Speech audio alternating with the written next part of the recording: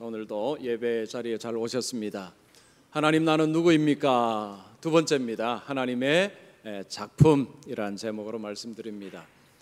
철학자 쇼펜하우어라는 노 철학자가 어느 날 공원 벤치에 앉아 있었습니다. 해는 서산으로 넘어가고 땅거미가 지고 있었습니다. 노 철학자는 벤치에 앉아서 깊은 사색에 빠져 있었습니다. 공원 지기가 이제 문을 닫을 시간이 되어서 공원을 둘러보는데 한 노인이 벤치에 앉아서 눈을 감고 사색에 빠져 있습니다. 할아버지, 날이 저물었습니다. 집으로 가셔야지요. 할아버지가 반응을 하지 않습니다. 노 철학자가 반응을 하지 않습니다.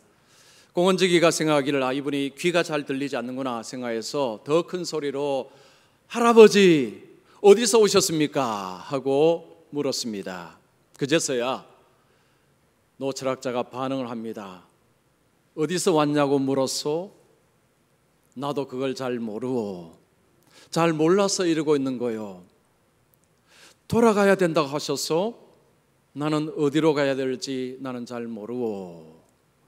자, 노 철학자가 나는 누구인지, 나는 어디서 왔는지, 나는 어디로 가는지 나도 잘 모르고 라고 하면서 공원을 빠져나갔습니다.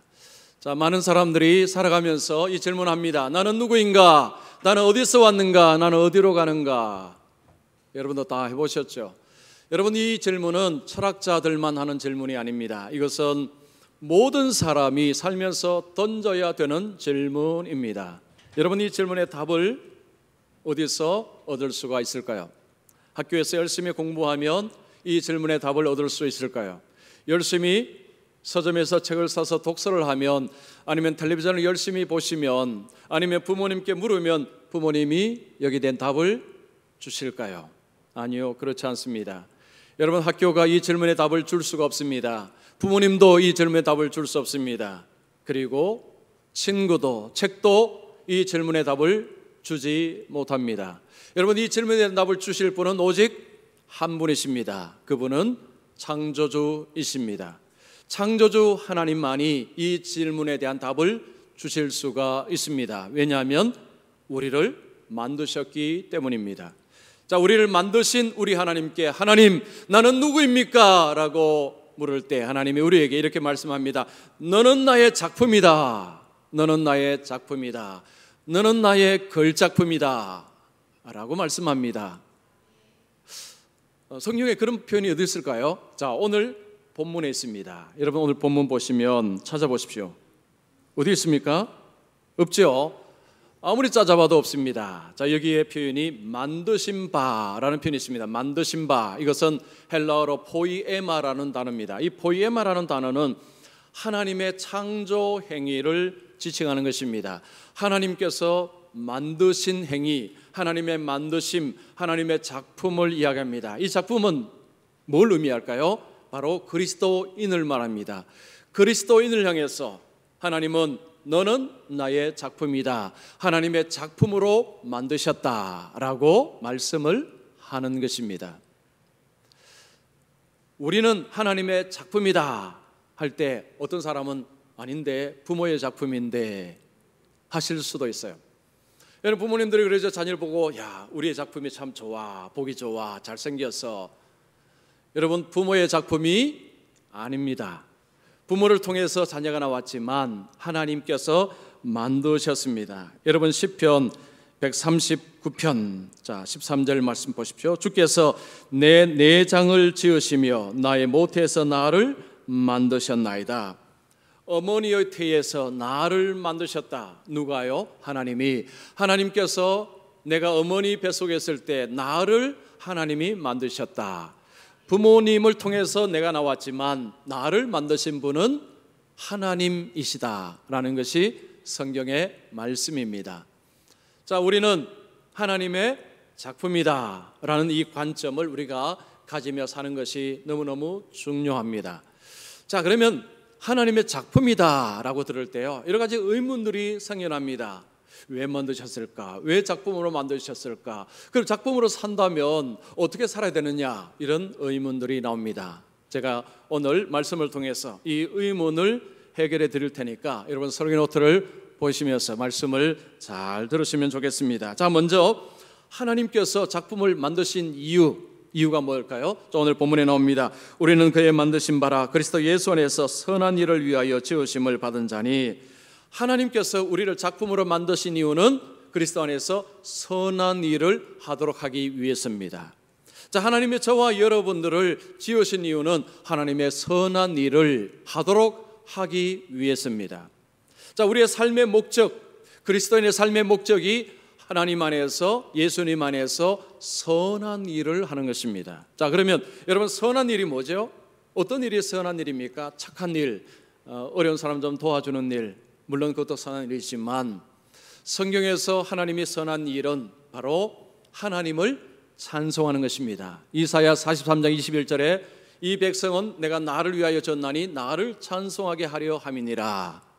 자, 하나님께서 말씀합니다. 이 백성은, 이스라엘 백성은 나를 위하여 졌나니 나를 찬송하게 하려 함이라. 하나님께서 그리스도인을 택하신 이유, 하나님이 그리스도를 지으신 이유는 하나님을 찬송하게 하도록 하기 위해서, 하나님을 높이도록 하기 위해서, 하나님께 영광이 되는 삶을 살도록 하기 위해서 하나님께서 지으셨다는 것입니다. 자, 그러면 어떻게 이 일을 할 수 있느냐? 자, 말씀 계속 보시면 우리로 그 가운데서 행하게 하려 하심이니라. 여기서 행한다는 것은 이리저리 걸어 다니는 것을 말합니다. 이리저리 걸어 다니는 것, 이리저리 행하는 것입니다. 이것은 일상생활을 말합니다. 매일매일의 삶 속에서 하나님의 이름을 드러내라, 하나님을 찬송해라, 하나님을 높여라. 이것이 주님의 말씀입니다. 자, 하나님께서 우리를 작품으로 만드신 것은 선한 일을 하도록 하기 위해서입니다. 언제 하느냐? 매일매일 일상의 삶에서. 어떤 분들은 찬송하면 주일날 예배 때만 하는 것으로 생각합니다. 예배 때 찬송하는 것으로만 생각하는 분들이 있습니다. 그렇지 않습니다. 여러분, 가정에서 설거지하다가 자녀 양육하면서 아니면 일터에서, 학교에서, 어디에서든지 하나님을 찬송할 수 있습니다. 하나님 이름을 높일 수 있습니다. 자, 하나님이 우리에게 작품이라는 이 엄청난 작품으로 만드신 이유는 늘 삶 속에서 하나님을 찬송하고 하나님의 이름을 높이도록 하기 위해서 하나님이 우리를 작품으로 만드셨다라고 말씀합니다. 세상 사람들은 꿈과 비전을 가지고 살아가는데 무슨 이름을 높이려고 합니까? 자기 이름입니다. 세상은 전부 자기 이름을 높이는데 초점을 두고 있습니다. 그러나 예수 믿는 사람은, 그리스도인은 내 이름을 높이는 것이 아니라 주님의 이름, 하나님의 이름, 하나님을 높이는 것이 삶의 목적이 되어서 살아가야 된다는 것입니다. 여러분, 이 삶의 목적이 분명할 때 삶은 좌로나 우로나 헤매지 않습니다. 그러나 주님이 주신 이 삶의 목적이 없으면 인생은 반드시 헤매게 되어 있습니다. 자, 두 사람이 시골에서 눈길을 걸어가고 있습니다. 친구지간입니다. 한 친구가 심심해서 다른 친구에게 이렇게 말합니다. 여보게, 우리 내기하면서 걸어가세. 좋네. 무슨 내기할까? 자, 우리가 눈길을 걸어가니까 누가 똑바로 걷는지 우리 내기하세. 좋네 하고 두 사람이 걸어갑니다. 근데 조건이 하나 있었습니다. 땅을 쳐다보지 말고 그냥 앞만 보고 가는 것이었습니다. 두 사람이 걸어갑니다. 일정한 거리까지 걸어가서 자, 이만하세. 그리고 두 사람이 뒤를 돌아보았습니다. 한 사람은 삐뚤삐뚤삐뚤했습니다. 근데 한 사람은 일직선으로 굉장히 곧았습니다. 삐뚤삐뚤하게 걸었던 친구가 다른 친구에게 물어봅니다. 나는 이렇게 삐뚤삐뚤 걸었는데 자네는 어떻게 이렇게 똑바로 걸었는가? 그러자 친구가 비결을 이야기해 줍니다. 자네, 저 앞에 나무가 보이지? 저 나무를 기준으로 삼아서, 목적으로 삼아서 그 나무를 보면서 나는 걸었다네. 그래서 나는 똑바로 걸을 수 있었네. 여러분, 그 나무가 인생의 목적을 지칭합니다. 우리 인생에 그 나무가 없으면요, 목적이 없으면 인생은 왔다 갔다 하게 되어 있습니다. 그것은 반드시 그렇습니다. 그러나 인생의 목적이 분명하면 그 목적을 가지고 인생을 계속해서 따라갑니다. 수정합니다. 잘못 가다가도 아이고 내가 잘못 왔구나. 그 목적을 바라보고 인생을 궤도 수정을 해서 인생을 걸어갑니다. 그래서 뒤에서 바라보면 인생이 올바릅니다. 괜찮습니다. 그러나 여러분, 목적이 없이 인생을 살아가면요, 뒤를 돌아보면 삐뚤삐뚤 꾸불꾸불하게 됐습니다. 우리의 삶에 목적이 필요하다는 것입니다. 자, 우리의 삶에 선한 일을 하는 것이 하나님 주신 목적이라고 그랬죠. 자, 그런데 선한 일을 한다면 약간은 추상적이에요.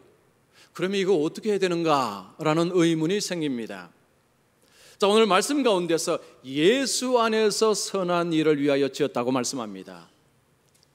우리가 선한 일을 하는 데 있어서 우리가 따라가야 될 분이 바로 예수라는 것입니다. 자, 예수님을 따라가면 하나님 앞에서 선한 삶을 살아가게 된다는 것입니다. 그래서 자, 우리는 누구를 따라서 가야 되느냐? 예수님을 따라가야 합니다. 제가 질문 하나 하겠습니다. 여러분, 예수님 따라가는 것이 쉽습니까? 어렵습니까? 자, 어렵습니다. 예수님 따라가는 것이 어렵습니다. 또 질문할게요. 여러분, 예수님을 따라가는 것이 본능에 부합됩니까? 아니면 본능을 거스릅니까? 자, 이해 못 다시 말씀드릴게요. 자, 예수님을 따르는 것은 내 본능에 충실한 것입니까? 내 본능이 원하는 것입니까? 아니면 내 본능이 원하지 않는 것들입니까? 대부분은, 많은 것은 내 본능에 부합되지 않는 것입니다. 증거를 말씀드릴까요? 자, 여러분, 마태복음 5장 39절 42절 말씀. 자, 우리 같이 읽습니다. 누구든지 내 오른편 뺨을 치거든 왼편도 돌려대며 또 너를 고발하여 속옷을 가지고자 하는 자에게 겉옷까지도 가지게 하며 또 누구든지 너로 억지로 오리를 가게 하거든 그 사람과 심리를 동행하고 내게 구하는 자에게 주며 내게 꾸고자 하는 자에게 거절하지 말라. 자, 이 말씀 한번 볼까요? 누가 내 오른뺨을 탁 때렸습니다. 그럼 여러분, 본능은 나도 때려야 됩니다. 예수님 뭐라고 말씀합니까? 왼편을 돌려대라. 이거 내가 본능이 원하는 게 아닙니다. 자, 어떤 사람이 내 속옷을 가지고자 하는 자에게, 자, 내 속옷을 가지고자 합니다. 그럼 예수님은 겉옷까지 내주라고 했는데, 자, 내 속옷을 가지고자 하는 자, 빼앗았습니다. 그러면 그 다음 어떻게 됩니까? 내 본능은 겉옷 이렇게 잡아야죠. 이거 뺏기면 안 됩니다. 근데 지금 예수님 뭐라고 말씀합니까? 겉옷까지 내어주라는 것입니다. 자, 억지로 어떤 사람이 오리를 가게 합니다. 근데 예수님 뭐라고 말씀합니까? 심리를 동행하라고 합니다. 자, 어떤 사람이 나보고 가기 싫은데 가자고 하면 여러분은 어떻게 합니까? 야, 오리는 좀 멀어, 좀 깎자. 한 3리미터 어떨까? 우리 본능은 그걸 요구합니다. 자, 또 어떤 사람이 와서 내 중요한 것을 빌려달라고 합니다. 자, 내게 있습니다. 그러면 그 빌려달라고 하면 우리가 뭐라고 이야기합니까? 없어. 우리 성가대는 다 있어라고 말씀하시는 것 같아요. 눈 보니까. 자, 우리 본능은요, 이게 중요한 것 같으면 안 빌려줍니다. 근데 지금 예수님 뭐라고 말씀합니까? 구하는 자에게 주며 구우고자 하는 자에게 거절하지 말라. 자, 예수님의 말씀을 가만히 보면, 여러분, 사실 우리가 가만히 보면요, 우리의 본능에 부합하지 않는 말씀이 너무 많습니다. 이 말씀은요, 우리가 예수님을 따른다는 것이 본능으로 안 된다는 이야기입니다.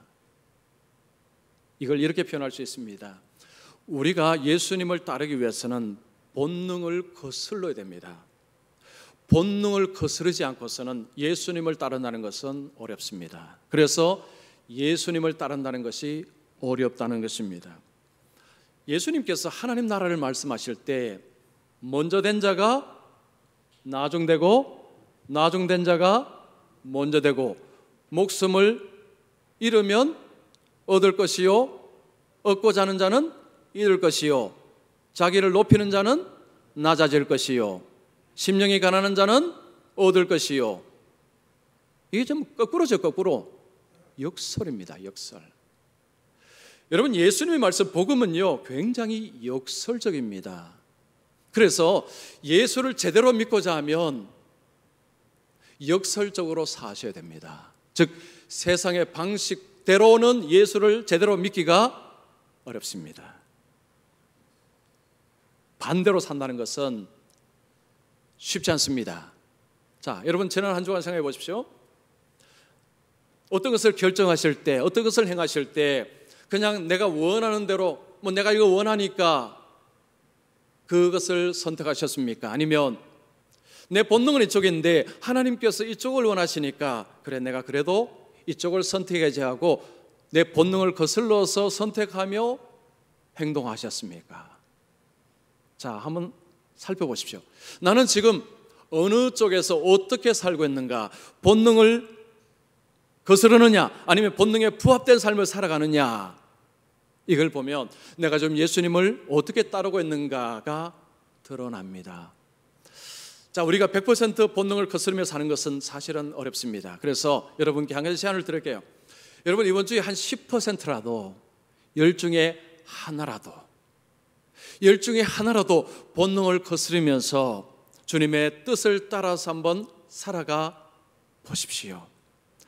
작은 발걸음 속에서 큰 것이 시작됩니다. 그래서 처음부터 크게 하면요 아무도 못합니다.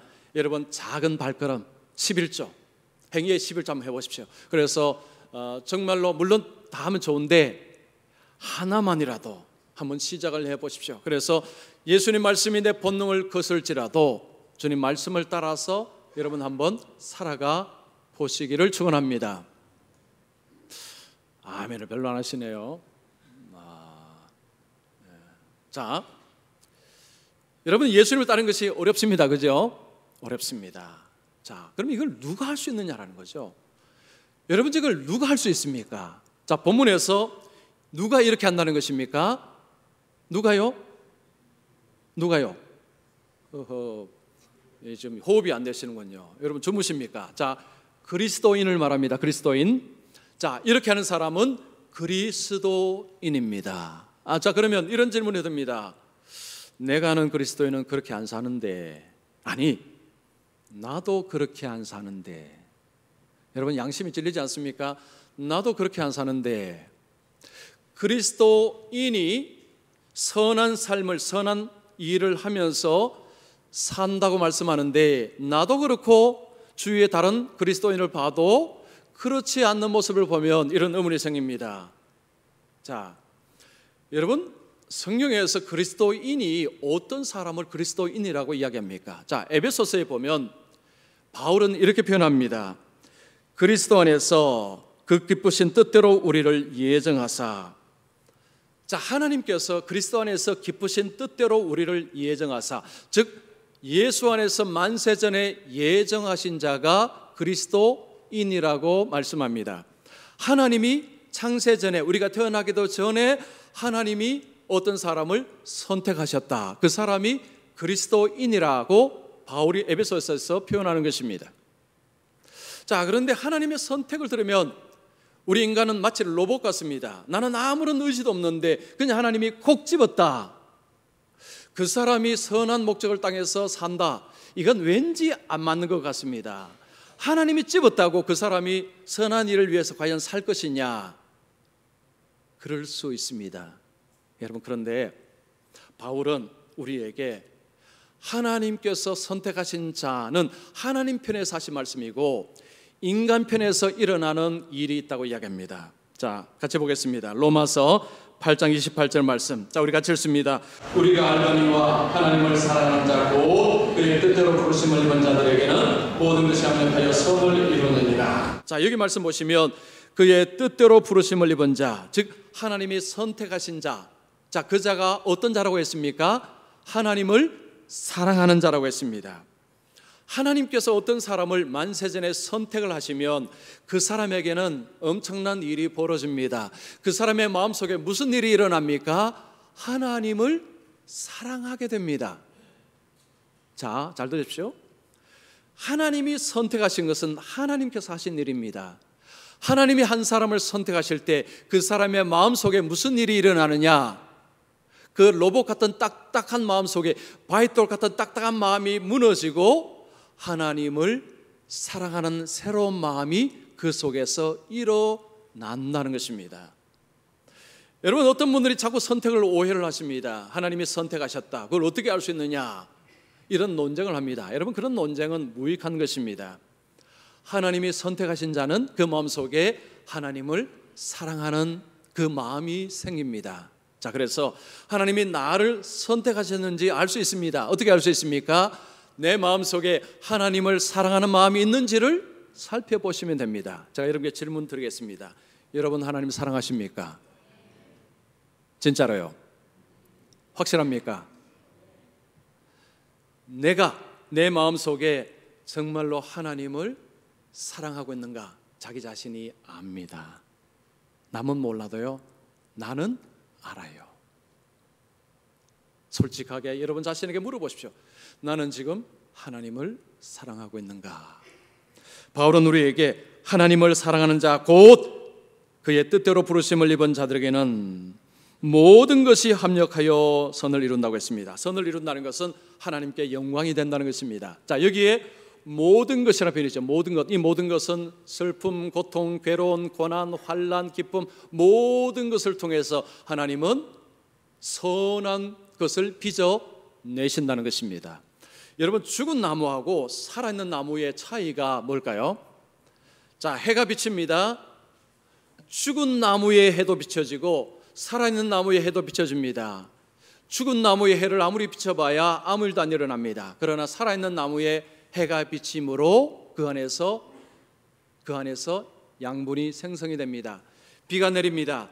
죽은 나무에 비가 아무리 내려도요, 그 비는 죽은 나무에 아무 일도 하지 못합니다. 그러나 살아있는 나무에 비가 내리면 그 나무를 자라게 합니다. 바람이 붑니다. 죽은 나무에 바람이 불어봐야 하다가 꺾일 뿐입니다. 그러나 살아있는 나무는 바람이 불면 뿌리를 더 깊게 내립니다. 살아있기 때문에 비, 태양, 바람, 모든 것이 다 자양분이 된다는 것입니다. 바울은 에베소서에서 그리스도인을 허물과 죄로 죽었던 자들을 살리셨다고 했습니다. 즉, 살아난 자가 그리스도인입니다. 그리스도인은 영적으로 살아 있습니다. 영적으로 살아있는 자에게는요, 모든 것이 자양분이 됩니다. 고난도, 환난도, 어려움도, 기쁨도, 좋은 것도 다 자양분이 됩니다. 어렵습니까?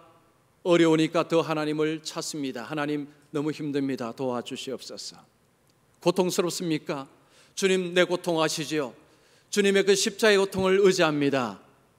여러분, 살아있으면 고난과 어려움과 환난과 모든 것이 자양분이 되어서 주님을 더 바라보게 하고 그 삶에 주님이 더 나타나게 되어 있다는 것입니다. 자, 그런데 중요한 것은 그 모든 선을 누가 이룬다는 것입니까? 하나님이 이루신다는 것입니다. 살아있으면 고난과 어려움과 환난과 모든 것을 통해서 하나님이 그의 삶 속에 하나님의 영광을 드러내는 선한 일을 하나님이 하신다는 것입니다. 여러분, 빌립보서 1장 6절을 보십시오. 너희 안에서 착한 일을 시작하신 이가 그리스도 예수의 날까지 이루실 줄을 우리는 확신하노라. 자, 우리 안에 착한 일, 선한 일을 하나님이 시작하셨습니다. 하나님이 행하십니다. 그리고 하나님이 마무리하신다는 것이 약속입니다. 우리가 살아있다면, 영적으로 살아있다면, 우리의 마음속에 하나님을 사랑하는 마음이 있다면 하나님이 우리를 통해서 선한 일을 하나님께서 행하실 것이다. 자, 우리가 하나님 앞에 하나님의 선한 일을 한다고 할 때 어떤 분들은 자꾸 이런 생각합니다. 그러면 나는 소모품이란 말이냐? 나는 일회용이 아닌가? 하나님이 필요한 대로 쓰시고 그러면 나는 뭐냐? 최근에 이런 질문을 들은 적이 있습니다.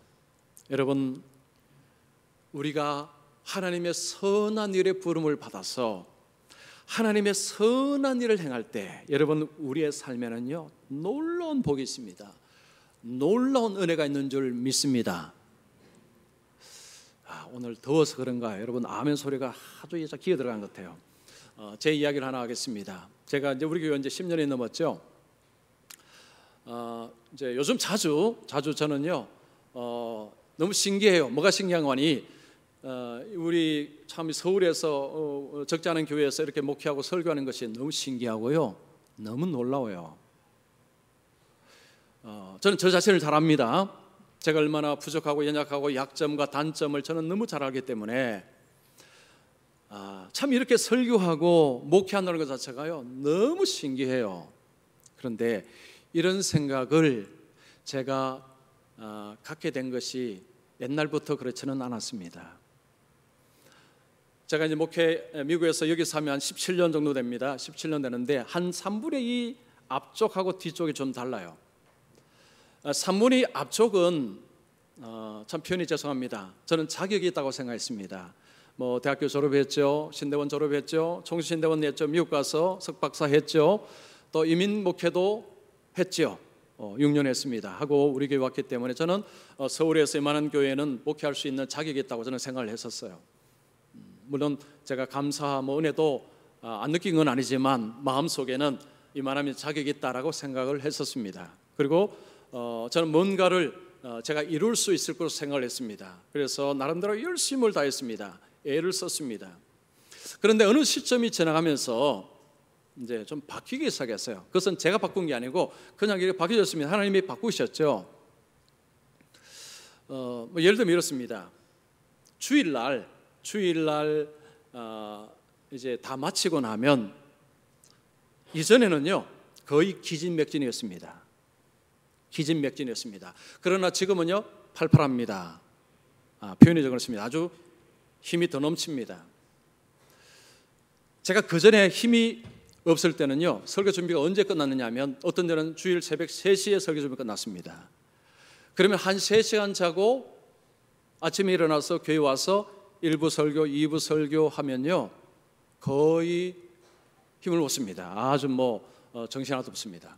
잠을 제대로 못 잤죠. 그리고 토요일 날 스트레스를 굉장히 많이 받았기 때문에 주일날 1, 2부 예배하면요 정말 힘들었습니다. 그래서 주일 오후 예배는 제가 안 했습니다. 우리 부목사님들 대부분 하도록 했습니다. 그런데 지금 제가 하는 거 보십시오. 설교하기 전에 설교 다 제가 외우고 옵니다. 1, 2부 하기 전에 외우죠. 1부 하죠, 2부 하죠. 그리고 점심 먹고 나면 새로 오신 분들과 소그룹 합니다. 그리고 오후에 제가 성령 탐구 인도합니다. 이전에는요 이만큼도 못했어요. 그런데 주일날 오후에 기진맥진했습니다. 그런데 지금은 이제보다 더 많은 일을 하는데 주일 오후에 더 힘이 팔팔합니다. 저 가까이 보신 분들 제 말을 이해하실 거예요. 이전에는 제가 안 이랬습니다. 왜 이런 현상이 벌어지는 거 아닐까요? 제가 자격이 있다 생각하고 내가 열심히 하면 된다고 생각했는데 안 되더라고요. 제가 어떤 것을 이 정도 하면 이렇게 될 줄 했는데 이게 안 되었습니다. 그러면서 제 속에 이 거품이 빠진 거죠. 아하, 내가 능력이라는 게, 내 자격이라는 게 이게 사실은 아무것도 아니었구나. 아무것도 아닌 걸 이걸 자격으로 생각하고 제 능력으로 뭔가를 할 줄 알았는데 사실은 별 일이 일어나지 않았죠. 제가 원하는 일이 일어나지 않았습니다. 그러면서 하나님이 이제 제게 주신 은혜가 그거죠. 야, 너 힘으로는 안 돼. 그래서 힘을 뺐습니다. 힘을 빼고 하나님 제 약점을 잘 압니다. 이제는 하나님 제가 맡기고 가겠습니다 하고 했는데 그때부터 마음속에 감사가 넘치기 시작했습니다. 하나님 목회하게 해주셔서 너무 감사합니다. 이런 약한 자에게 우리 서울에서 이런 큰 교회 목회하게 해주셔서 너무너무 감사합니다. 그러니까요 이 감사가 생기니까 어떤 일이 벌어졌냐면 주중에요 그전보다도 덜 열심히 하느냐? 더 열심히 합니다. 주중에 이전도 물론 열심히 했지만 제가 시간을 사용하는 거 보면요 그전보다도 더 많은 시간을 가지고 준비를 합니다. 설교 준비도 더 많이 준비합니다.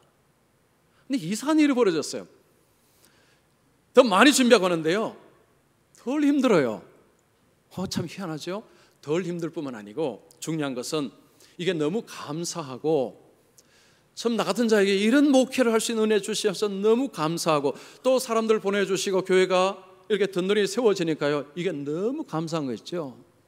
그러니까 이 감사가 이 하나님에 대한 이 사랑이요 내가 하나님 일을 하는데요 이게 에너지원이 되고 제가 설교할 때 이전에는 소진했지만 지금은 소진하는 게 아니고 제가 지금은 힘을 얻습니다. 은혜를 얻습니다. 설교 준비할 때 이전에는 소진했습니다. 지금은 은혜를 받습니다. 제가 왜 이런 이야기를 드렸냐 하면 이건 여러분이 보셔서 제가 거짓말이 아니다는 것을 아실 것입니다. 우리가 하나님의 선한 일을 할 때 잘못하면요, 내가 자격이 있어서, 내가 능력이 있어서 이렇게 생각을 하게 되면, 그러면 오판하는 것입니다. 그러면 힘듭니다. 나중에 두 손 듭니다. 나 못하겠습니다. 하나님은 우리를 부르셨을 때 소모품으로 쓰다가 버리는 분이 아닙니다. 우리가 하나님을 사랑함으로, 감사함으로 하나님이 주신 일들을, 선한 일들을 감당해 나가면 여러분, 내 마음속에 세상이 알지 못하는 그 기쁨이 있더라는 것입니다. 그 은혜가 있더라는 것입니다. 이때는 아멘 하셔야 돼요. 저도 이걸 느낀 지가 사실 별로 되지 않았습니다. 목회 16년 가운데서 불과 2, 3년밖에 안 됐습니다. 지금이 가장 좋습니다.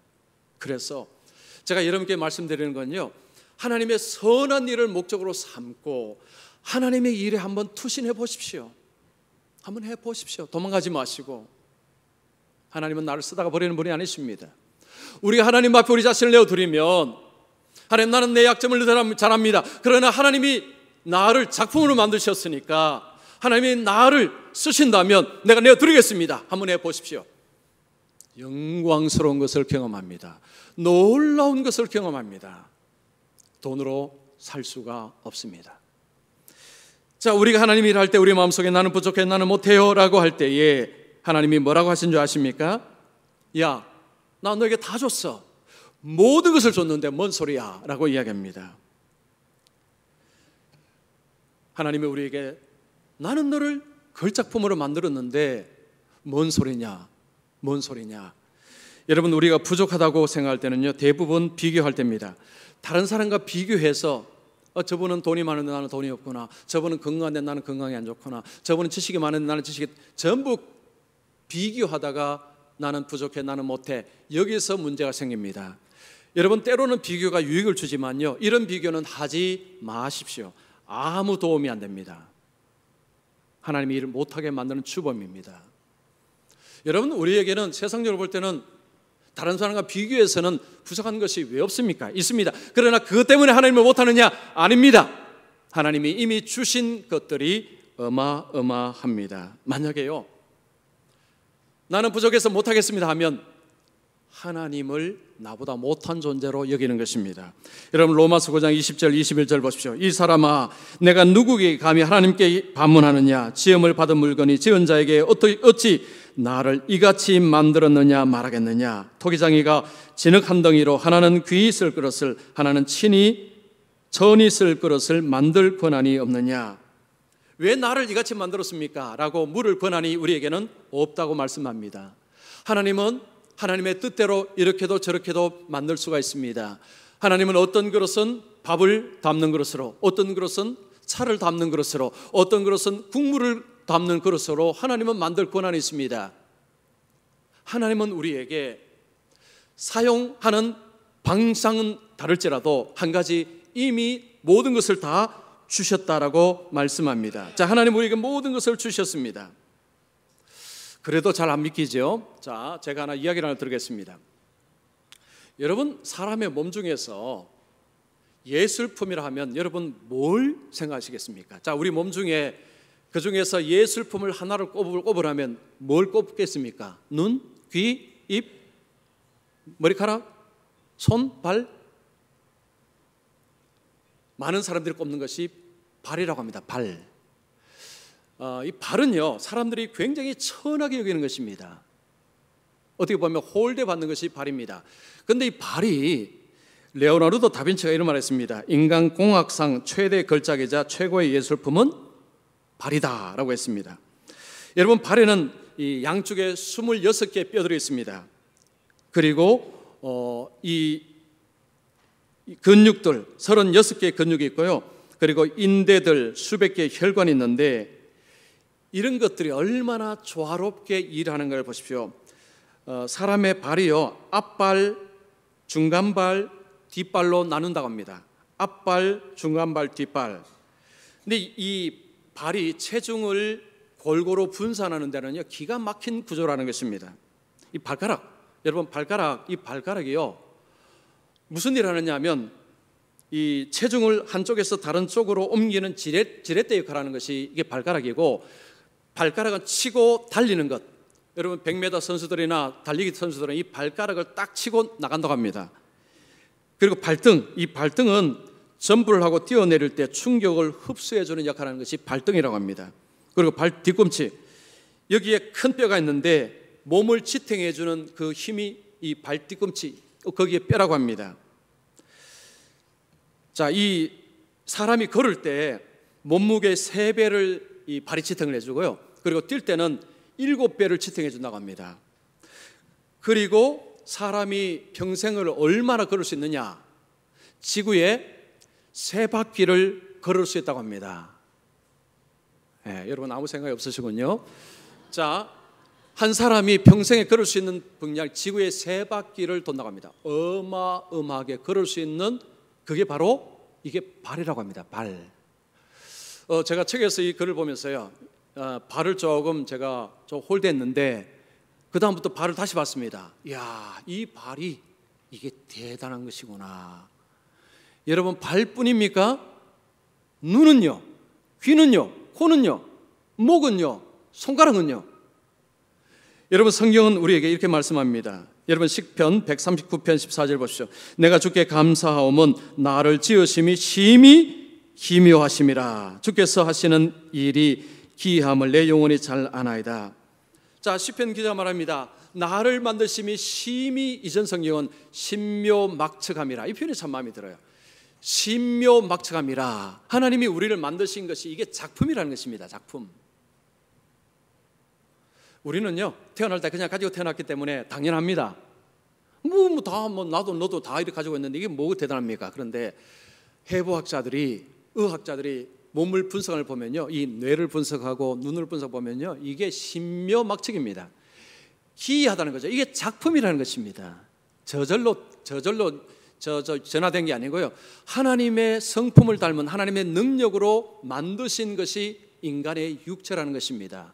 자, 그러면 이것은요 믿는 자에게 믿지 않는 다 주셨습니다. 하나님은 예수 믿는 자에게 또 주신 것이 있습니다. 뭘 주셨느냐? 은사를 주셨습니다. 에베소서 3장 7절 보십시오. 이 복음을 위하여 그의 능력이 역사하시는 대로 내게 주신 하나님의 은혜의 선물을 따라 내가 일꾼이 되었노라. 바울이 고백합니다. 내가 하나님의 일꾼으로서 내가 하는 것은 하나님이 내게 주신 은사가 있기 때문이다. 하나님은 선물을 주셔서 그 은사를 통해서 내가 하나님의 일꾼으로 일할 수가 있단다. 어떤 사람은 구제를 잘합니다. 어떤 사람은 다른 사람을 잘 보살핍니다. 어떤 사람은 참 다른 사람을 불쌍히 여깁니다. 사람마다 관점이 다릅니다. 예수 믿고 나면요 하나님의 뜻을 따라서 보는 관점이 조금씩 다릅니다. 은사가 다릅니다. 그런데 이 은사도 그냥 쓰면 문제가 될 수 있습니다. 하나님께서 우리에게 주신 최고의 선물이 뭔지 아십니까? 자, 하나님이 우리에게 주신 최고의 선물이 뭘까요? 자, 뭐죠? 일부 예배 들으신 분, 장로님, 하나님입니다. 하나님. 여러분, 하나님 주신 우리의 최고의 선물은 하나님 자신입니다. 맞습니까? 하나님이 모세를 부르셨습니다. 모세가 뭐라고 했습니까? 나 못해요. 나 못해요. 근데 모세는요 왕궁에서 40년 최고의 지식을 가진 사람입니다. 40년 광야에서 훈련을 받은 사람입니다. 그 정도 되면 할 자격 충분합니다. 그런데 모세는 못한다고 했습니다. 그때 하나님이 모세에게 이런 말씀하셨습니다. 내가 반드시 너와 함께 있으리라. 모세가 그런 경험이 있어도 그 경험으로는 못합니다. 그 지식으로 못합니다. 모세가 그 지식과 경험을 활용할 수 있기 위해서는요 하나님이 그와 함께 하심으로, 하나님이 함께 하셨기 때문에 모세가 이스라엘 백성들을 가나안 땅까지 인도할 수 있었던 것입니다. 여러분 마찬가지입니다. 우리가 아무리 여러분 많이 배우시고 아무리 많이 하셔도 그 지식이 하나님 일을 하게 하느냐? 아닙니다. 전혀 그렇지 않습니다. 하나님께서 나와 함께 하심으로 하나님이 도우셔야 그것들을 선하게 쓸 수 있는 능력을 가지고 지혜롭게 쓸 수가 있는 것입니다. 많은 분들이 하나님 일하면서 하나님 제껴놓고 일하다가 문제가 너무 많이 생깁니다. 그런 경험 다 하셨죠. 하나님 제껴놓고 내가 이미 알고 있으니까, 내가 자격이 충분하니까, 제가 이전에 생각했던 것처럼, 그러면 실컷 일하고 나서요 공허함만 옵니다. 해봐야 소용없네. 나 이렇게 애썼는데 아무것도 이루어지지 않으니 할 필요 없겠구나, 이렇게 됩니다. 하나님과 함께 일하셔야 됩니다.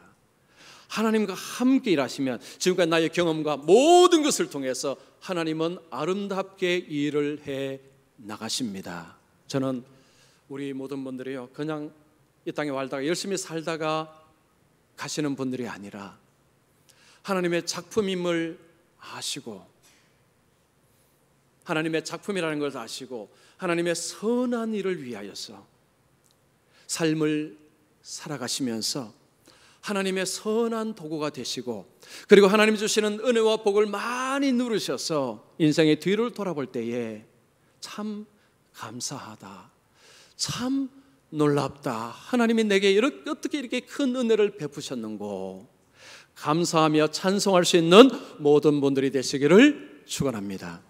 자, 이 시간 한번 같이 기도하겠습니다.